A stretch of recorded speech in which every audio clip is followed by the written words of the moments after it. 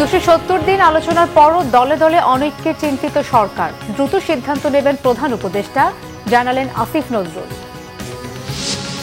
ঐকমত্য কমিশনের প্রস্তাব একপেশে জবরদস্তিমূলক, অভিযোগ বিএনপির। কয়েক উপদেষ্টাকে দোষারোপ নাগরিক ঐক্যের।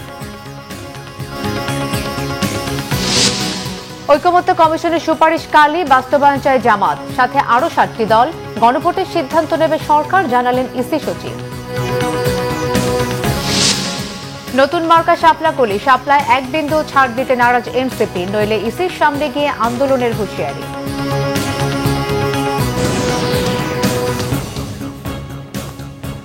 দেখছিলেন ক্রাউন সিমেন্ট সংবাদ শিরোনাম। এবারে বিস্তারিত। 270 দিন আলোচনার পরও রাজনৈতিক দলগুলোর মধ্যে চরম অনৈক্য হতাশাজনক বলে মনে করছে সরকার। তবে সনদ কিভাবে বাস্তবায়ন হবে তা প্রধান উপদেষ্টা দ্রুতই ঠিক করবেন বলে জানিয়েছেন আইন উপদেষ্টা ডক্টর আসিফ নজরুল। যে যাই বলুক, ফেব্রুয়ারিতে নির্বাচন হবেই বলে আবারও নিশ্চিত করেন তিনি। রাজনৈতিক দলগুলোর চরম অনৈক্য সরকারের কাজকে কঠিন করে তুলছে জানিয়ে আইন উপদেষ্টা বলেন, নির্বাচনের পরিবেশ ঠিক রাখার দায়িত্ব শুধু সরকারের নয়, রাজনৈতিক দলগুলোরও। রকনুজ্জামানের রিপোর্ট।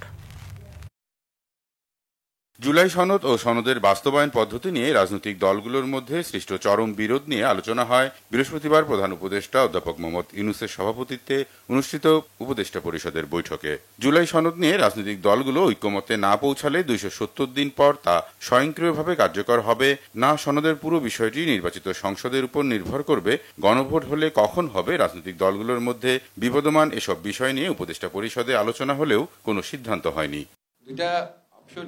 প্রাথমিক কথাবার্তা হয়েছে, কোনো সিদ্ধান্ত হয়নি।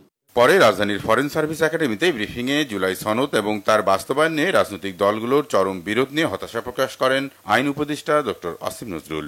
জানান, সনদ কিভাবে বাস্তবায়ন হবে তা নিয়ে দ্রুতই সিদ্ধান্ত জানাবেন প্রধান উপদেষ্টা। এই দুইটা বিকল্পের মধ্যে কোনটা আসলে বেশি গ্রহণযোগ্য সেটা নিয়ে রাজনৈতিক দলের মধ্যে তীব্র মতবিরোধ রয়েছে। আর গণভোট কবে হবে ওটা নিয়ে তো বিরোধ তীব্রতম পর্যায়ে পৌঁছে গেছে বোধহয়। তো এইসব ব্যাপারে একটা সময় আমাদেরকে সিদ্ধান্ত নিতে হবে। সিদ্ধান্ত নেবেন প্রধান উপদেষ্টা। প্রধান উপদেষ্টার নেতৃত্বে আমরা থাকবো, আমরা ওনাকে সহায়তা করার জন্য থাকবো। সিদ্ধান্ত এটা কোনো পার্টিকুলার কেউ নেবেন, এটা আপনারা নিশ্চিত থাকেন। এই সিদ্ধান্ত প্রধান উপদেষ্টা নেবেন।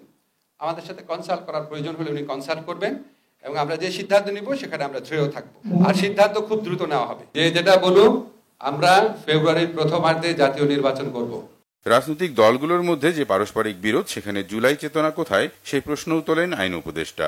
এত দৃঢ় এবং পরস্পর বিরোধী এবং কি বলবো উত্তেজিত ভূমিকা নিয়েছে রাজনৈতিক দলগুলো যারা জুলাই গণঅভ্যুত্থানের পক্ষ ছিল।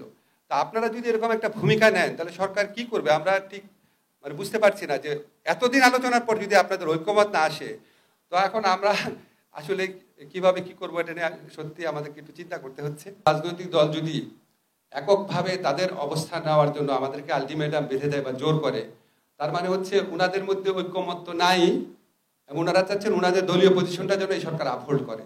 এটা দুর্ভাগ্যজনক। তো এখন আমাদের এই ডিফিকাল্ট পজিশনের মধ্যে দিয়ে আমাদেরকে যেতে হবে। আমরা আমাদের দায়িত্ব পালন করব। রাজনৈতিক দলগুলোকে অবশ্যই তাদের দায়িত্ব পালন করতে হবে। শুধু আমাদের উপর দোষারোপ করে ওনারা ছেড়ে দিল, তো এটা তো মানুষ তো বোকা না, মানুষ তো দেখছে ওনারা কি ধরনের আচরণ করছে। ব্রিফিংয়ে জানানো হয়, আলাদা করে গুম কমিশন না করে গুম প্রতিরোধ প্রতিকার আইন মানবাধিকার কমিশনের আওতায় আনার সিদ্ধান্ত নিয়েছে উপদেষ্টা পরিষদ। কমিশনের আদেশ পালন করতে বাধ্যতামূলকও করা হয়েছে। এছাড়া শুধু পরিবার নয়, মানসিক অ্যাটাচমেন্ট আছে তাদেরও আইনগতভাবে অঙ্গ প্রত্যঙ্গ দান করার সুযোগ রেখে আইন সংশোধনের অনুমোদন দিয়েছে উপদেষ্টা পরিষদ। চূড়ান্ত অনুমোদন দেয়া হয়েছে জুলাই স্মৃতি জাদুঘর অধ্যাদেশেরও। রকনুজ্জামান, বাংলা ভিশন, ঢাকা। নির্বাচনের দিন গণভোটের বাইরে অন্য কোনো সিদ্ধান্ত মানবে না বিএনপি, সাফ জানিয়েছেন দলটির মহাসচিব মির্জা ফখরুল ইসলাম আলমগীর। তিনি বলেন, জাতীয় ঐকমত্য কমিশনের প্রস্তাব একপেশে এবং জবরদস্তিমূলকভাবে জাতির উপর চাপিয়ে দেওয়ার চেষ্টা হয়েছে। বিএনপি স্থায়ী কমিটির সদস্য সালাউদ্দিন আহমেদ জানান, সংবিধান সংস্কার সংশোধন পরিষদ গঠনের কোনো আলোচনা না হলেও এ বিষয়ে অযৌক্তিক সুপারিশ করেছে ঐকমত্য কমিশন। আরও জানাচ্ছেন আহমেদ সরোয়ার। জুলাই সনদের সুপারিশ নিয়ে দলের সিদ্ধান্ত জানাতে বৃহস্পতিবার গুলশান চেয়ারপারসনের কার্যালয়ে সংবাদ সম্মেলন করে বিএনপি।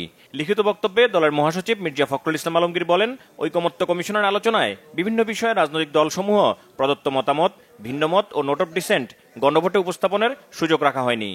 ঐকমত্য কমিশনের প্রস্তাব এবং সুপারিশ একপেশে ও জবরদস্তিমূলক জাতির উপর চাপিয়ে দেওয়ার চেষ্টা করা হয়েছে। তাহলে এটাই প্রতিমান হয় যে দীর্ঘ 1 বছরব্যাপী সংস্কার কমিশন ও জাতীয় ঐক্যমত্য কমিশনের সাথে রাজনৈতিক দলসমূহের দীর্ঘ ধারাবাহিক আলোচনা ছিল অর্থহীন, অর্থ ও সময়ের অপচয়, প্রহসনমূলক এবং জাতির সঙ্গে প্রতারণা। নির্বাচনের দিন গণভোটটা আমরা একমত হয়েছি জাতির স্বার্থে, ঐক্যের স্বার্থে। এর বাইরের আমরা কোনোদিনই একমত হব না।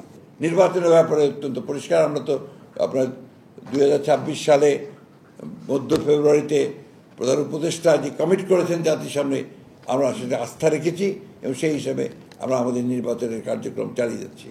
বিএনপি মহাসচিব বলেন, 17 অক্টোবর কেবলমাত্র আলোচনার মাধ্যমে প্রণীত জুলাই জাতীয় সনদের অঙ্গীকারনামায় বিএনপি স্বাক্ষর করেছে। সেদিন সনদের চূড়ান্ত অনুলিপি উপস্থাপন করা হয়নি। এমনকি পরবর্তীতে যেটি পুস্তক আকারে তাদের দেয়া হয়েছে, তাতে ঐক্যমত্যের ভিত্তিতে কয়েকটি দফা তাদের অগোচরে আবার সংশোধন করা হয়েছে। নির্বাচন অনুষ্ঠানের আগে প্রস্তাবিত গণভোট অনুষ্ঠান সম্ভব নয়।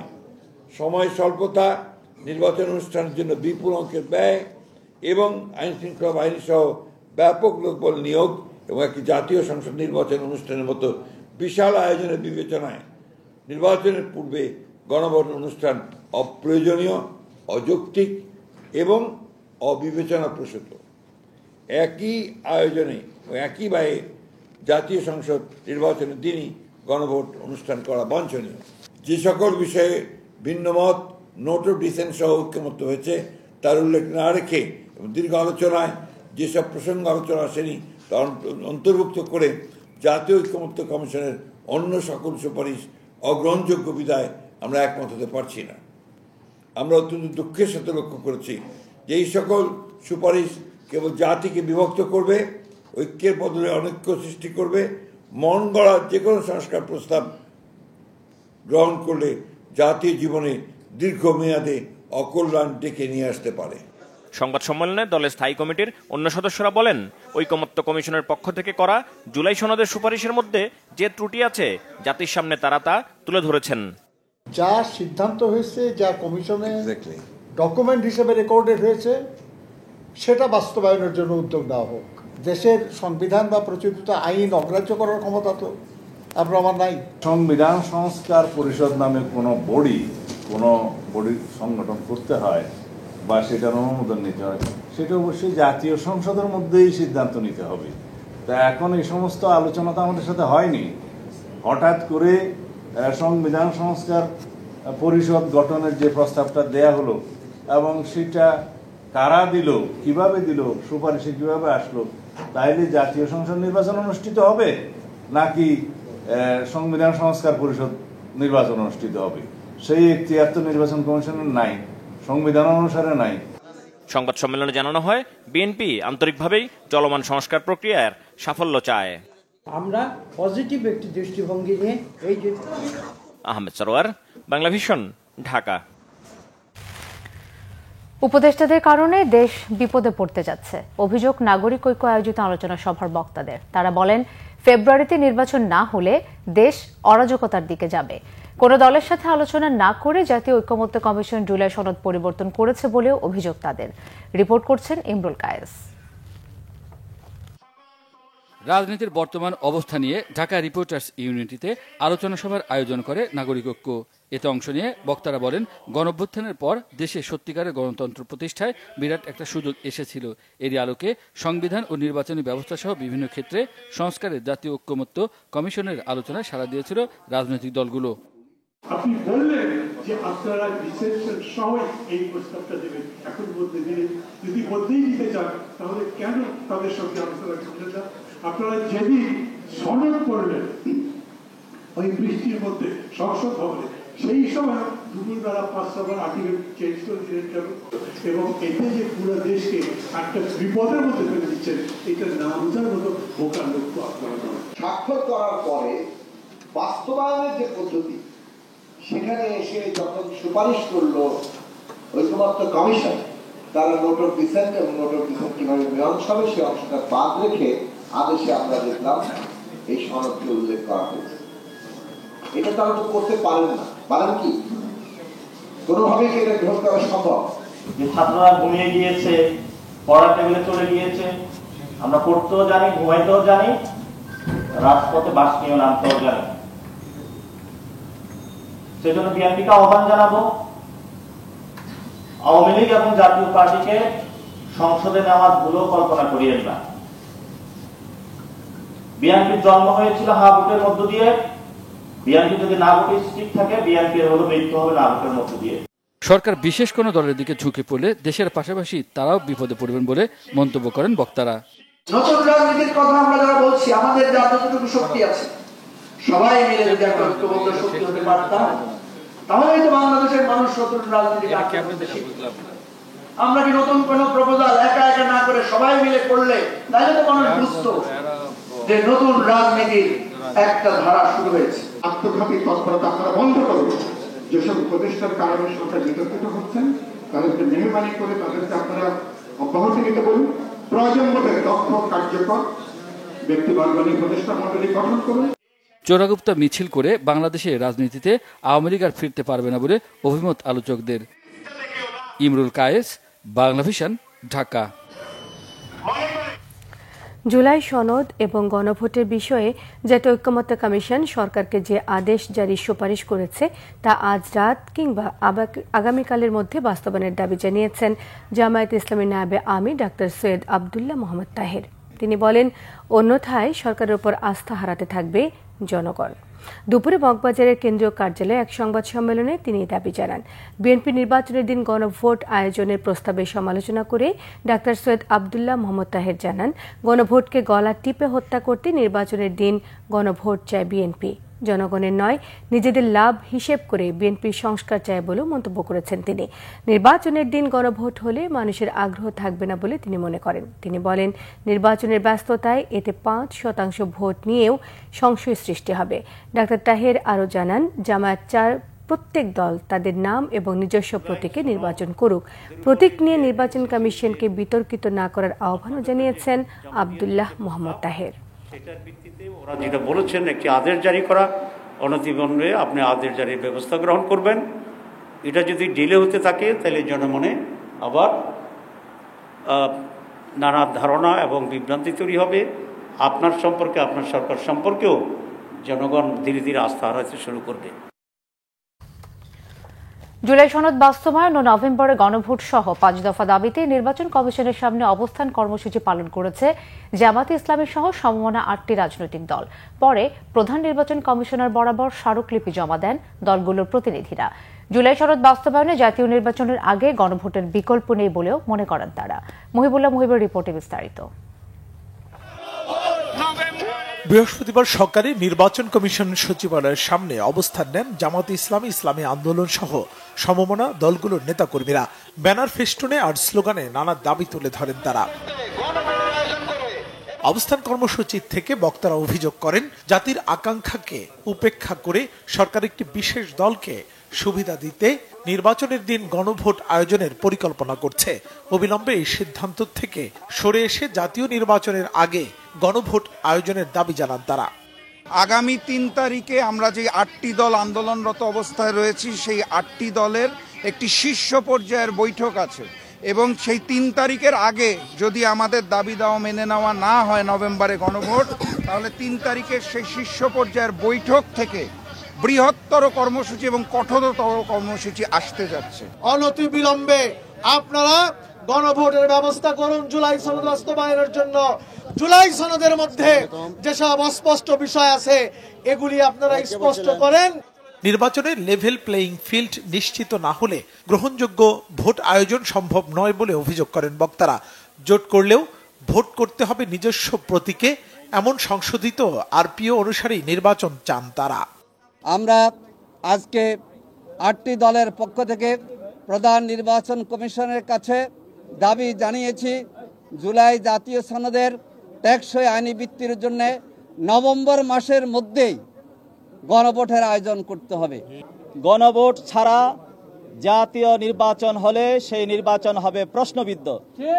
এজন্য আজকে খেলাফত আন্দোলন সহ যে 8টি দল প্রধান নির্বাচন কমিশন বরাবর যে দাবি রেখেছে, আমরা জোর দাবি জানাচ্ছি আমাদের এই দাবিগুলো মেনে নেওয়ার জন্য। অবস্থান কর্মসূচি শেষে প্রধান নির্বাচন কমিশনার বরাবর স্মারকলিপি জমা দেয় দলগুলো। মুহিবুল্লাহ মুহিব, বাংলা ভিশন, ঢাকা। এদিকে নির্বাচন কমিশনের সচিব আক্তার আহমেদ বলেছেন, নভেম্বরে গণভোট চাচ্ছে কয়েকটি দল, এ বিষয়ে সিদ্ধান্ত দেবে সরকার।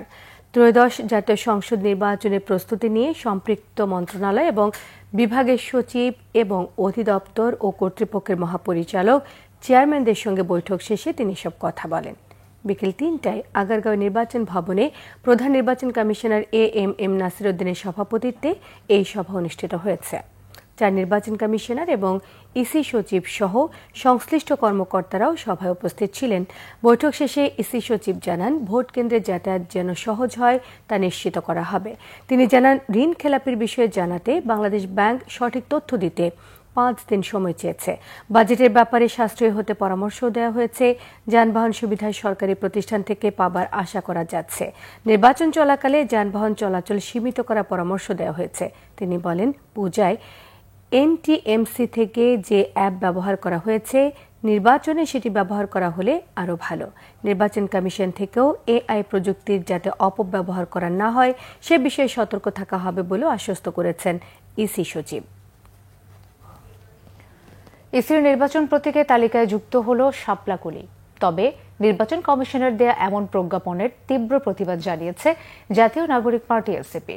শাপলা প্রতীকের ব্যাপারে আপোষহীন দলটির মুখ্য সংগঠক নাসির উদ্দিন পাটোয়ারি বলেন, বিএনপিকে বাড়তি সুবিধা দিতেই নির্বাচন কমিশনের এমন অপচেষ্টা। এ থেকে সরে না এলে নির্বাচন কমিশন ঘেরাও করার হুঁশিয়ারিও দেন তিনি। তবে নির্বাচন কমিশনের দাবি, এনসিপির দাবির মুখে প্রতীক সংশোধন করা হয়নি। বিস্তারিত ফজলে রাব্বির প্রতিবেদনে। জাতীয় নাগরিক পার্টির শাপলা প্রতীক নিয়ে ধোঁয়াশা যেন কাটছেই না। নির্বাচনী প্রতীক হিসেবে শাপলা চেয়েছে নবগঠিত এই দলটি। তবে প্রতীক তালিকায় না থাকার কথা বলে এনসিপিকে শাপলা প্রতীক না দেওয়ার কথা জানিয়েছে নির্বাচন কমিশন। কমিশন ও এনসিপির রশি টানাটানির মধ্যে ফের আলোচনায় শাপলা। তবে এবার শাপলা ফুল নয়, শাপলা কলি। নির্বাচন কমিশন তাদের প্রতীকের বর্ধিত তালিকা প্রকাশ করেছে, যাতে শাপলা কলিকে রাখা হয়েছে প্রতীক হিসেবে। শাপলা কলিকে অন্তর্ভুক্ত করার ব্যাখ্যা দিয়ে কমিশন বলেছে, জাতীয় নাগরিক পার্টির দাবির মুখে প্রতীক তালিকা সংশোধন করা হয়নি। আমি বারবার করে একটা জিনিস বলছি যে কিছু প্রতীক সম্পর্কে কিছু বিরূপ মতামত মন্তব্য আসছে over the period of time. কোন একটা পর্যায়ে কমিশন মনে করেছে আচ্ছা ঠিক আছে এটা সংশোধন করলে করা যেতে পারে, সেই হিসেবে করেছে। এখন আর তখনের ব্যাপারটা তো না, ব্যাপারটা হচ্ছে যে করাটা দরকার মনে করেছে। এটা আজকে যেমন করেছে, যদি ভবিষ্যতে প্রয়োজন হয় আবার সংশোধন করবে। বিকেলে প্রতীক বরাদ্দ ও জুলাই সনদ বাস্তবায়ন শীর্ষক এক আলোচনায় জাতীয় নাগরিক পার্টির নেতারা অভিযোগ করে বলেন, নির্বাচন কমিশন জমিদারের মতো আচরণ করছে।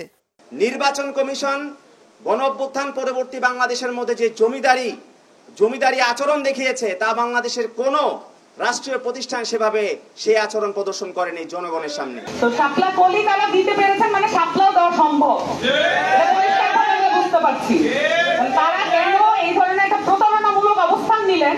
এনসিপির মুখ্য সংগঠক নাসির উদ্দিন পাটোয়ারি বলেন, শাপলা প্রতীকে এনসিপি আপোষহীন। প্রতীক নিয়ে এক বিন্দু ছাড় দেয়া হবে না। আমরা বরাবর বলে আসছি, এনসিপি শাপলা চায়, এনসিপি শাপলা নিয়ে নির্বাচন করবে। শাপলার প্রশ্নে আমরা আপোষহীন, শাপলা নিয়ে আমরা এক বিন্দু ছাড় দিতে চাই না। এজন্য নির্বাচন কমিশনের কাছে আহ্বান থাকবে যে আপনারা শাপলা তালিকায় দ্রুত অন্তর্ভুক্ত করে এনসিপির যে অধিকার তাকে বুঝিয়ে দিন। আমরা একটু স্বস্তিতে নির্বাচনের প্রক্রিয়াটা যেতে চাই। দেশকে বিএনপি জামাত সংকটের মধ্যে ফেলছে বলেও অভিযোগ করেন তিনি। আমাদের প্রটেস্টের মাধ্যমে আপনাদের পদত্যাগ করাতেও আমরা বাধ্য হব। ফজলে রাব্বি, বাংলা ভিশন, ঢাকা। নিঃসন্তান দম্পতির কাছে বিক্রি করতে শিশু অপহরণ, আবার সেই শিশুকে ফেরত দিতে জিনের বাদশা সেজে তার বাবার কাছে টাকা দাবি। অবশেষে এই কাণ্ডে জড়িত একটি চক্রকে গ্রেফতার করেছে র্যাব। শিশুটিকে নিতে ব্যবহার করা হয় সেই রহস্যময় শয়তানের নিঃশ্বাস, যার ছোঁয়ায় ছোট শিশু তানহা নিঃশব্দে হাত ধরে চলে যায় অপহরণকারীদের সঙ্গে, যেন সে নিশ্চিন্তে হাঁটছে আপন কারো সঙ্গে। ব্রিফিংয়ে এ বিষয়ে বিস্তারিত জানান শিশুটির বাবা এবং উদ্ধারকারী র্যাব। বিস্তারিত জানাচ্ছেন জিয়া খান। 23 অক্টোবর বৃহস্পতিবার বিকেলে রাজধানীর মিরপুর 11-তে বাসার সামনের রাস্তায় খেলাধুলা করছিল 4 বছরের শিশু তানহা। সিসি ক্যামেরার ফুটেজে দেখা যায় হঠাৎ করেই লুঙ্গি ও শার্ট পরা এক লোক এসে তানহার নাকে মুখে হাত দেয়। এরপর সেকেন্ডের মধ্যেই অচেনা লোকটির হাত ধরে চলে যায় তানহা। এরপর তানহার বাবা তারেকের করা মামলায় ঘটনার 6 দিন পর রাজধানীর পল্লবী থেকে গ্রেফতার করা হয় স্বপন সর্দারকে। তার তথ্যে মিরপুর থেকে স্বপনের দ্বিতীয় স্ত্রী বিউটি এবং কেরানীগঞ্জ থেকে প্রথম স্ত্রী নার্গিসকে গ্রেফতার করে র্যাব। সেটা হচ্ছে বাচ্চাটাকে আমরা উদ্ধার যখন করি, সে ঘুমান্ত অবস্থায় ছিল এবং ঘুমান্ত অবস্থায় ডাকার পরে তাকে ডাকার সাথে সাথে তাকে আমি নাম জিজ্ঞেস করলাম যে তোমার নাম কি, সে নাম বলল এবং জিজ্ঞেস করার সাথে সাথে সে সবাইকে আপন মনে করতেছে। শয়তানের নিঃশ্বাস বা ডেভিল ব্রেথ বলে একটা বিষয় আছে, তো এটা আরও বেটার, আমাদের এক্সপার্ট ওপিনিয়ন ওরা ভালো বলতে পারবে। নিঃসন্তান দম্পতির কাছে তানহাকে বিক্রির কথা ছিল অপহরণকারীদের এবং এটা দম্পতির কাছে এটা হস্তান্তর করা হবে এবং এই টাকার পরিমাণ ছিল 2,50,000। নিঃসন্তান যে দম্পতি আছে এটা খুবই সিক্রেটলি এটা লেনদেন হয় এবং এটা খুবই সিক্রেটলি। শিশুর বাবা জানায় মেয়েকে ফিরিয়ে দেবার কথা বলে অপহরণকারীরাই ফোন দিত তাকে। উনি আমার মেয়েকে নিয়ে গেছে, কিন্তু আমি তো বলতে পারতেছি না। উনি আমার ফোন দিয়ে কি আমাকে এরকম দেখাচ্ছে যে উনি আমার হেল্প করতেছে। হ্যাঁ হ্যাঁ হ্যাঁ হ্যাঁ উনি বলছে আমাকে যে ভাই আমি সিএনজি ড্রাইভার, আমার বাচ্চা হারা গেছে, সন্তান হারা গেছিল, আমি এটা আপনার নাম্বার পেয়েছি বিজ্ঞপ্তি থেকে, আপনি বাচ্চা পাইছেন? আমি বলি না। বলে আমি তাহলে একটা নাম্বার দিই, আপনি কথা বলেন, একটা দরবেশ। শয়তানের নিঃশ্বাস ব্যবহার করে শিশু অপহরণের ঘটনায় আরো কয়েকজনকে গ্রেফতারে অভিযান চলমান। জিয়া খান, বাংলা ভিশন, ঢাকা। মার্কিন শুল্ক নীতি বাংলাদেশকে চীনা বিনিয়োগের আগ্রহের কেন্দ্রে নিয়ে এলেও বন্দর সমস্যা ও কাস্টমস জটিলতা অনেকটা পেছন থেকে টানছে বলে জানাচ্ছেন চীনা বিনিয়োগকারীরা। তারা আরও জানান, আগ্রহী চীনা বিনিয়োগকারীরা বাংলাদেশের ব্যবসা বাণিজ্যের পরিবেশ সম্পর্কে জানতে চাচ্ছেন। সংশ্লিষ্টরা বলছেন, ব্যবসার পরিবেশ নিশ্চিত করা গেলে কেবল তৈরি পোশাক খাত নয়, প্রযুক্তি নির্ভর শিল্প স্থাপনের সম্ভাবনা আছে চীনা বিনিয়োগকারীদের। গোলাম ময়নুল আহসানের 3 পর্বের প্রতিবেদনের দ্বিতীয়টি আজ। চীন আমেরিকার বৈশ্বিক বাণিজ্যের দ্বন্দ্ব বাংলাদেশের জন্য বিনিয়োগের সুযোগে পরিণত করেছে। ঘোষিত ইউএস ট্যারিফ বাংলাদেশের অনুকূলে, কারণ মার্কিন পাল্টা শুল্ক ভিয়েতনামের কাছাকাছি হলেও তা ভারতের চেয়ে কম। আর বাংলাদেশের জন্য বাড়তি শক্তির জায়গা সস্তা শ্রম দক্ষ কর্মীর পর্যাপ্ততা। বহু লোক আসা জিজ্ঞেস করতেছে এ দেশে কিরকম, এ দেশে কি একটু আগে সমস্যা পড়াশুনো না, কি বিভিন্ন ডকুমেন্টস পাওয়ার জন্য কঠিন আছে, এটা কিভাবে করলে হবে, এটা জিজ্ঞেস করার লোক তো বহু আছে। তবে বড় সমস্যার জায়গায় রয়েছে কাস্টম বন্ধ সহ নীতির প্রতিবন্ধকতা। For the new investors, I think the first obstacle is how they can enter to the Bangladesh. So we need a lot of the sharing or information to support them to come over to Bangladesh. For a continuous investor in Bangladesh, of course, we are facing a lot of challenge every day, including the imports, the customs, the all this kind of operations. এই দেশে এখনো garments জন্য খুব একটু line ভালো আছে, কিন্তু এই দেশে কাছাকাছি ইন্দোনেশিয়াতে আছে আর ভিয়েতনামটা আছে। মানে সরকারিরা এটা বন এবং কাস্টম এটা আছে না, বিভিন্ন একটু লাইসেন্সের জন্য একটু ইজিলি দেওয়ার জন্য পাওয়ার জন্য একটু সাপোর্ট দিলে ওরা মোয়া লোক আসে এই বেতন করবো। আমি চিন্তা এরকম আছে। বাংলাদেশ বিনিয়োগ সম্ভাবনা কাজে লাগাতে পারবে কিনা তা নিয়ে সন্দিহান অর্থনীতিবিদরা। চায়নার ক্ষেত্রে আমরা জানি যে জিওপলিটিক্যাল যে রাইভালিটি আমরা দেখছি গ্লোবালি, সেটাতে চায়নার উপরে একটা বাণিজ্যে বিধিনিষেধ থাকবে, ইউরোপেও থাকবে, মার্কিন যুক্তরাষ্ট্রের ক্ষেত্রে তো আছে এখনও। আমি মনে করি সেটা একটা বাংলাদেশের জন্য ভালো একটা সুযোগ হতে পারে, কিন্তু প্রশ্ন হচ্ছে যে আমরা এই বিদেশি বিনিয়োগ আমরা নিয়ে আসতে পারবো কিনা। আপনি জানেন যে অনেক ফার্মস তারা চায়না থেকে রিলোকেট করেছে, চায়না থেকে অন্য জায়গায় চলে গিয়েছে। এরকম ফার্ম যারা রিলোকেট করেছে, চায়নার বাইরে চলে গিয়েছে, তারা খুব বেশি কিন্তু বাংলাদেশে আসে নাই। তারা কোথায় গিয়েছে? ইন্দোনেশিয়ায় গিয়েছে, ভিয়েতনামে গিয়েছে এবং হচ্ছে ইন্ডিয়াতে তারা কিন্তু গিয়েছে। কাজে আমরা কিন্তু এখন পর্যন্ত তাদেরকে আকৃষ্ট করতে পারিনি। সংশ্লিষ্টদের ধারণা, তৈরি পোশাক খাতের বাইরেও বড় চীনা বিনিয়োগ পাওয়া সম্ভব, তবে বাংলাদেশকে নিতে হবে সঠিক পরিকল্পনা। যেই ফ্যাসিলিটেশন গুলো আমাদের এই সেক্টরে মানে এনশোর করা দরকার, যেগুলো অন্যান্য দেশ করছে, সেগুলোকে যদি আমরা এনশোর করতে পারি দ্রুততম সময়ের মধ্যে, তাহলে একটা বড় অংশের চাইনিজ ইনভেস্টমেন্ট বাংলাদেশে আসবে। শুধুমাত্র যে আপনার গার্মেন্টসের ক্ষেত্রে আসবে তা না, আইটি সেক্টরে আমাদের একটা বড় ইউথ আছে যারা আইটির ব্যাপারে অত্যন্ত আগ্রহী। এই আইটি সেক্টরে একটা বড় সম্ভাবনা আছে, আমাদের লেদারে একটা বড় সম্ভাবনা আছে, আমাদের ব্লু ইকোনমিতে একটা বড় সম্ভাবনা আছে। বাংলাদেশে বিদেশি বিনিয়োগের ইতিহাস খুব একটা লম্বা নয়, তাই বিনিয়োগ আকর্ষণে কার্যকর নীতি গ্রহণ খুবই গুরুত্বপূর্ণ বলে মনে করেন অর্থনীতিবিদরা। গোলাম মনিরুল হাসান, বাংলা ভিশন, ঢাকা। বাণিজ্য উপদেষ্টা শেখ বশিরউদ্দিন বলেছেন, শাহজালাল আন্তর্জাতিক বিমানবন্দরে কার্গো ভিলেজে অগ্নিকাণ্ডের তদন্ত কার্যক্রম চলমান রয়েছে। তদন্ত শেষে রিপোর্ট প্রকাশ করা হবে। ধানমন্ডিতে ৬ষ্ঠ জাতীয় নারী বেসবল চ্যাম্পিয়নশিপ ২০২৫-এর উদ্বোধন শেষে সাংবাদিকদের তথ্য জানিয়েছেন বাণিজ্য উপদেষ্টা। শেখ বশিরউদ্দিন জানান, তুরস্ক থেকে আসা ৮ সদস্যের বিশেষজ্ঞ দল দেশে ফিরে গেছেন। আগামী ২-৩ দিনের মধ্যে তাদের প্রতিবেদন পাবার আশা করছেন তিনি। বিকল্প উপায়ে এখন আমদানি পণ্য খালাস চলছে, দ্রুতই কার্যক্রম স্বাভাবিক হবে বলে আশ্বস্ত করেছেন বাণিজ্য উপদেষ্টা। একবিংশ শতাব্দীর চ্যালেঞ্জ মোকাবেলায় প্রস্তুত থাকতে রেজিমেন্ট অফ আর্টিলারি এবং আর্মি এয়ার ডিফেন্স কোরের সকল সদস্যদের প্রতি আহ্বান জানিয়েছেন সেনাবাহিনী প্রধান জেনারেল ওয়াকারুজ্জামান।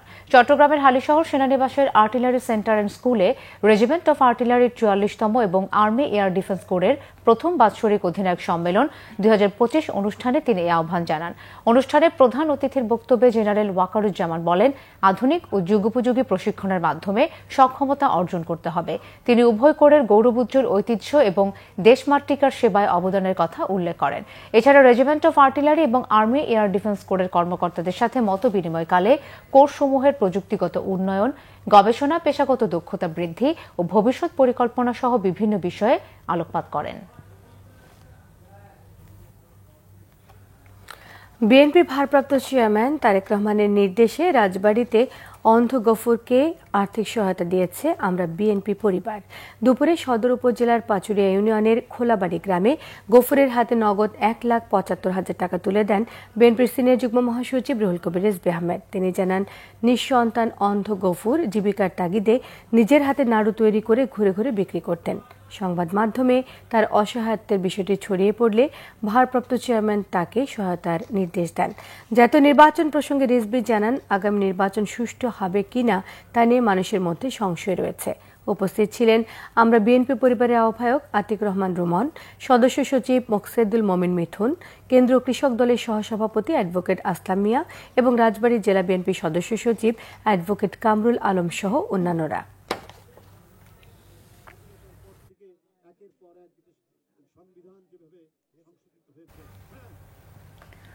ঐক্যমত্যে ব্যর্থ হলে ডক্টর ইউনূসের সরে যাওয়ার আশঙ্কা সহ পরিস্থিতি হবে ভয়ানক, শঙ্কা আমার বাংলাদেশ পার্টি এবি পার্টির চেয়ারম্যান মুজিবুর রহমান মঞ্জুর। বৃহস্পতিবার রাজধানী বিজয়নগরে দলের কেন্দ্রীয় কার্যালয়ে সংবাদ সম্মেলনে তিনি এমন আশঙ্কার কথা জানান। বিবাদবান রাজনৈতিক পক্ষগুলোকে অহমিকা ও তর্ক বিতর্ক পরিহার করে জুলাই জাতীয় সনদ বাস্তবায়ন আদেশ কার্যকরে একমত হওয়ার আহ্বান জানান মুজিবুর রহমান মঞ্জু। বলেন, ঐক্যমত্যে পৌঁছাতে ব্যর্থ হলে নির্বাচন আয়োজনে অনিশ্চয়তা দেখা দেবে এবং ডক্টর ইউনূসকে পদত্যাগ করে চলে যেতে হতে পারে। ১ নভেম্বর শনিবার থেকে পর্যটকদের জন্য আবারও উন্মুক্ত করা হচ্ছে দেশের একমাত্র প্রবাল দ্বীপ সেন্ট মার্টিন। এতে স্থানীয়রা খুশি হলেও দ্বীপে রাত্রি যাপনের সুযোগ না রাখায় হতাশ পর্যটন সংশ্লিষ্ট ব্যবসায়ীরা। সেন্ট মার্টিন ভ্রমণ নিয়ে সরকারের বেঁধে দেওয়া বিধিনিষেধকে পর্যটন শিল্প বিনাশী বলছেন তারা।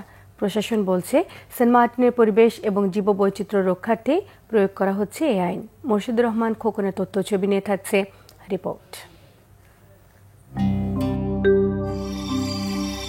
দীর্ঘ ৯ মাস ধরে বন্ধ থাকার পর ১ নভেম্বর থেকে পর্যটকদের জন্য উন্মুক্ত করা হচ্ছে নীল জলরাশির প্রবাল দ্বীপ সেন্ট মার্টিন। তবে সেন্ট মার্টিনের প্রাকৃতিক সৌন্দর্য, পরিবেশ ও জীববৈচিত্র্য রক্ষায় প্রথম মাসে দ্বীপে রাত্রিযাপনের সুযোগ না থাকা সহ 3 মাসের জন্য সরকারের পক্ষ থেকে দেয়া বিধিনিষেধে ক্ষুব্ধ স্থানীয় বাসিন্দা ও পর্যটন সংশ্লিষ্ট ব্যবসায়ীরা। সরকারের সিদ্ধান্ত অনুযায়ী নভেম্বরে দিনে গিয়ে দিনেই ফিরে আসতে হবে পর্যটকদের। ডিসেম্বর জানুয়ারিতে রাত্রিযাপন করা যাবে। কক্সবাজার শহরের নুনিয়াছড়ার বিআইডব্লিউটিএ ঘাট থেকেই পর্যটক নিয়ে জাহাজ যাবে সেন্ট মার্টিন। উখিয়ার ইনানি থেকে জাহাজ ছাড়বে না। এতে যাত্রাপথে সাগরে অনেক বেশি কাটাতে হবে পর্যটকদের। যাতায়াতেই কেটে যাবে 12 থেকে 14 ঘন্টা। ফলে কেউই 1.5 থেকে 2 ঘন্টার বেশি থাকতে পারবে না স্বপ্নের দ্বীপ সেন্ট মার্টিনে।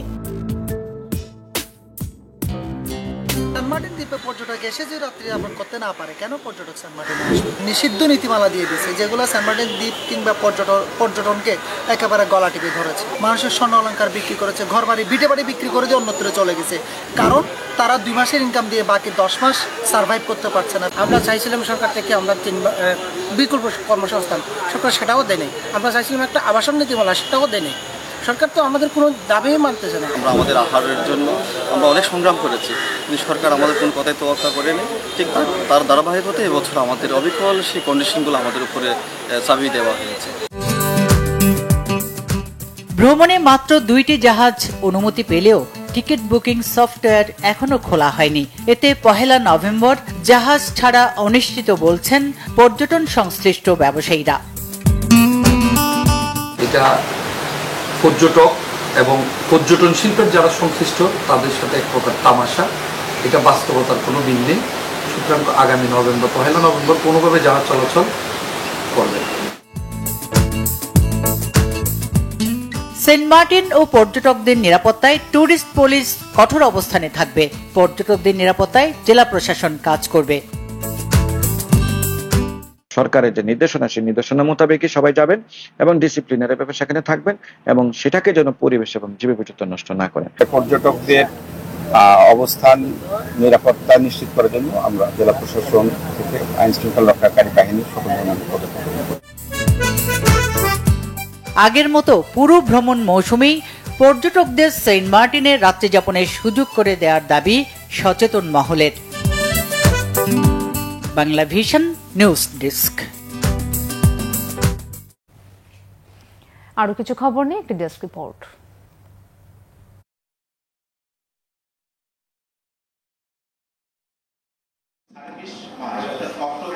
মাসব্যাপী জাতীয় নিরাপদ সড়ক দিবসের কর্মসূচি সমাপ্ত ও সদিচ্ছা জরুরি শিরোনামে আলোচনা সভা হয়েছে জাতীয় প্রেস ক্লাবে। নিশ্চা প্রতিষ্ঠাতা সদস্য সচিব লিটন এরশাদের সভাপতিত্বে এতে প্রধান অতিথি ছিলেন ফেডারেল সাংবাদিক ইউনিয়নের মহাসচিব কাদের গনি চৌধুরী। বিশেষ অতিথি ছিলেন জাতীয় প্রেস ক্লাবের সাধারণ সম্পাদক মোহাম্মদ আয়ুব ভুঁইয়া, ব্রাকের রোড সেফটি প্রোগ্রামের manager M Khalid Mahmud. Canada থেকে সবাই ভার্চুয়ালি বক্তব্য রাখেন নিশ্চার ভারপ্রাপ্ত চেয়ারম্যান মিরাজুল মঈন জয়। বিএনপির 31 দফা বাস্তবায়নে লিফলেট বিতরণ করা হয়েছে নারায়ণগঞ্জে। সকালে শহরের চাষারা শহীদ জিয়া হল প্রাঙ্গণ থেকে কর্মসূচিটি শুরু হয়। উপস্থিত ছিলেন জাতীয়তাবাদী সামাজিক সাংস্কৃতিক সংস্থা জাসাসের কেন্দ্রীয় কমিটির যুগ্ম আহ্বায়ক ও জেলা বিএনপির সাবেক যুগ্ম সম্পাদক আনিসুল ইসলাম সানি। তুরাগ থানার 53 নম্বর ওয়ার্ডের নারী ও পুরুষ ভোটারদের সাথে উঠান বৈঠক করেছেন ঢাকা মহানগর উত্তর বিএনপির সদস্য সচিব মোস্তফা জামান। রাতে ফুলবাড়িয়া ইউনিট বিএনপির আয়োজনে বিশেষ অতিথি ছিলেন ঢাকা মহানগর উত্তর বিএনপির সিনিয়র যুগ্ম আহ্বায়ক মোস্তাফিজুর রহমান সেগুন। আরও ছিলেন তুরাগ থানা বিএনপির ভারপ্রাপ্ত আহ্বায়ক হারুন অর রশিদ খোকা ও উত্তরখান থানা বিএনপির ভারপ্রাপ্ত আহ্বায়ক সুলতান মাহমুদ বকুল সহ অন্যরা। নার্সিং ও মিড ওয়াইফারি অধিদপ্তরকে বিলুপ্ত করে ভিন্ন অধিদপ্তরে একীভূত করার চেষ্টা বন্ধ করে জনবান্ধব নার্সিং ব্যবস্থাপনা গড়ে তোলার আহ্বান জানিয়েছেন নার্সেস অ্যাসোসিয়েশন ও মিড ওয়াইফারি সোসাইটি। জাতীয় প্রেস ক্লাবের সামনে মানববন্ধনে এই দাবি জানানো হয়। সুনির্দিষ্ট নিয়োগ বিধি ও মানসম্মত বেতন কাঠামো তৈরি এবং নার্সিং ইউনিফর্ম পরিবর্তন সহ 10 দফা দাবি বাস্তবায়নের আহ্বান জানান বক্তারা। বাংলা ভিশনের জনপ্রিয় অনুষ্ঠান পবিত্র কোরআনের আলোর 18তম আসরের অডিশন হয়েছে বাগেরহাটে। শহরের খাদ্দার কারিমিয়া বহুমুখী কওমি মাদ্রাসা মিলনায়তনে এতে অংশ নেন জেলার বিভিন্ন শিক্ষা প্রতিষ্ঠান থেকে প্রায় 33 জন হাফেজ। উপস্থিত ছিলেন মোল্লারহাট আবু হুরাইরা হাফিজিয়া মাদ্রাসা মুহতামিম হাফেজ মাওলানা মিজানুর রহমান সহ অন্যরা। পবিত্র কুরআনের আলোর হিফজুল কুরআন প্রতিযোগিতার অডিশন হয়েছে নরসিংদীতে। শহরের শাপলা চত্বরে আল মাহফাজ স্কুল অ্যান্ড মাদ্রাসায় জেলার 20টি মাদ্রাসার 40 জন হাফেজ এতে অংশ নেন। বিচারক ছিলেন হাফেজ কারি মোহাম্মদ শফিকুল ইসলাম সৈয়দ নগরী। বিজয়ীদের হাতে পুরস্কার তুলে দেন আল মাহফাজ স্কুল অ্যান্ড মাদ্রাসার প্রিন্সিপাল হাফেজ কারি মোহাম্মদ শামসুল ইসলাম। পবিত্র কুরআনের আলোর প্রতিযোগিতা হয়েছে হবিগঞ্জে। শায়েস্তাগঞ্জ নতুন ব্রিজ এলাকায় মার্কাজুল হুফফাজ মডেল মাদ্রাসা এবং নুরানি কিন্ডার গার্ডেনে অংশ নেন 13টি মাদ্রাসার 32 জন হাফেজ। অনুষ্ঠানে প্রধান মেহমান ছিলেন হাফেজ কারি আব্দুল হান্নান তারেক। উপস্থিত ছিলেন মাওলানা নোমান কবির সহ অন্যরা। আকিস ভেঞ্চার গ্রুপের হাত ধরে বাংলাদেশে আনুষ্ঠানিকভাবে যাত্রা শুরু করল বিশ্বের স্বনামধন্য স্প্যানিশ ব্র্যান্ড সিমন। রাজধানীর একটি হোটেলে এতে বক্তব্য রাখেন আকিস ভেঞ্চার গ্রুপের চেয়ারম্যান শেখ শামীম উদ্দিন। তিনি বলেন, বাংলাদেশের ভোক্তাদের জন্য নিরাপদ, আধুনিক ও প্রিমিয়াম ইলেকট্রিক্যাল সলিউশন নিশ্চিত করবে সিমন। উপস্থিত ছিলেন সিমন গ্রুপের strategy director mister Kim, Simon এপ্যাকের business director mister Derek Dice সহ আকিস ভেঞ্চার গ্রুপ ও সিমনের ঊর্ধ্বতন কর্মকর্তারা। জাতীয় পর্যায়ের আইটি উৎসব টেকনোভা 2025 হয়েছে মোহাম্মদপুরের প্রিপারেটরি স্কুল অ্যান্ড কলেজে। 3 দিনব্যাপী উৎসবটি চলবে 1 নভেম্বর পর্যন্ত। 5টি গ্রুপে দেশের 200 স্কুল, কলেজ ও অন্তত 25টি বিশ্ববিদ্যালয়ের প্রায় 5000 শিক্ষার্থী এতে অংশ নিচ্ছেন। উৎসবটিতে থাকছে IT olympiad, robotics olympiad, wall magazine movie quiz, programming contest, robotics website ও পোস্টার ডিজাইন প্রতিযোগিতা, প্রজেক্ট ডিসপ্লে সহ গেমিং টুর্নামেন্ট। পল্লী বিদ্যুৎ সমিতি 1-এর কার্যকরী কমিটি পরিচিতি সভা হয়েছে আশুলিয়ায়। বিকালে বায়পাইল এলাকায় একটি কমিউনিটি সেন্টারে এতে প্রধান অতিথি ছিলেন কেন্দ্রীয় কমিটির সভাপতি Afzal Hossain Biplob. Bangla vision news desk. শেষ করছি সংবাদ। গ্রাউন্ড সিমেন্ট শিরোনামগুলো আরো একবার জানিয়ে দিয়ে 270 দিন আলোচনার পরও দলে দলে অনৈক্যে চিন্তিত সরকার, দ্রুত সিদ্ধান্ত নেবেন প্রধান উপদেষ্টা, জানালেন আসিফ নজরুল। ঐকমত্য কমিশনের প্রস্তাব এক পেশে জবরদস্তিমূলক অভিযোগ বিএনপির, কয়েক উপদেষ্টাকে দোষারোপ নাগরিক ঐক্যের। ঐকমত্য কমিশনের সুপারিশ কালই বাস্তবায়ন চায় জামায়াত, সাথে আরো 7টি দল। গণভোটের সিদ্ধান্ত নেবে সরকার, জানালেন ইসি সচিব। নতুন মার্কা শাপলা কুলি, শাপলায় 1 বিন্দু ছাড় দিতে নারাজ এনসিপি, নইলে ইসির সামনে গিয়ে আন্দোলনের হুঁশিয়ারি।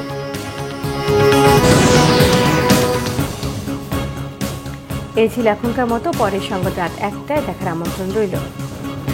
এছাড়া বাংলা ভিশন সংবাদ ও সংবাদ সংশ্লিষ্ট অনুষ্ঠান দেখতে ভিজিট করুন www.bvnews24.com ও facebook.com/banglavisionnews এবং সাবস্ক্রাইব করুন youtube.com/banglavisionnews। ধন্যবাদ।